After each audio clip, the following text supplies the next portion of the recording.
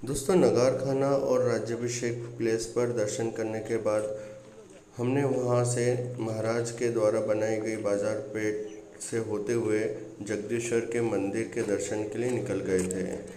रास्ते में हमको बहुत सी छोटी मोटी दुकानें दिखी जो आजकल वहाँ के लोकल्स के द्वारा लगाई जाती है। जो भी लोग दर्शन करने के लिए आते हैं उनके नॉर्मल चाय पानी इसके लिए। जगदीश्वर का मंदिर दूर से ही काफ़ी खूबसूरत दिख रहा था, तो पास जाने के बाद उसका नज़ारा ही कुछ और होगा। आकाश खुला था और दर्शन करने के लिए हम आतुर थे। समाधि वहाँ पर जाने के बाद बाहर एक प्लेट लगी हुई थी जिसमें उसकी डिटेलिंग थी।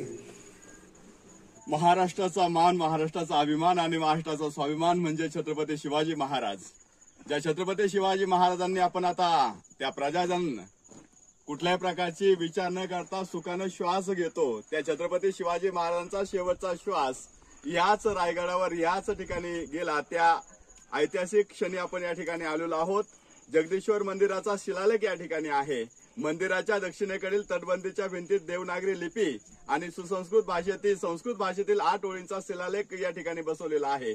त्यामध्ये जगदीश्वर प्रासादाचे निर्माण शके 1596 म्हणजे इसवी सन 1674 मध्ये हिरोजी इंदुलकर यांनी केल्याचे नमूद केले आहे।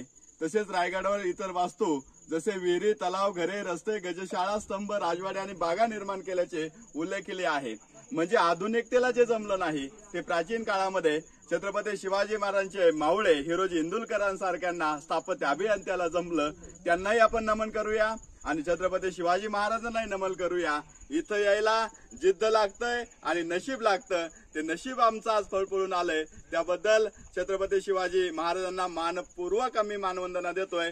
जय शिवाजी, जय भवानी, हर हर महादेव, हर हर महादेव। जयकार लगाते हुए हम मंदिर के अंदर प्रवेश करते हैं और देखते हैं काफ़ी स्ट्रॉन्ग बिल्ड था।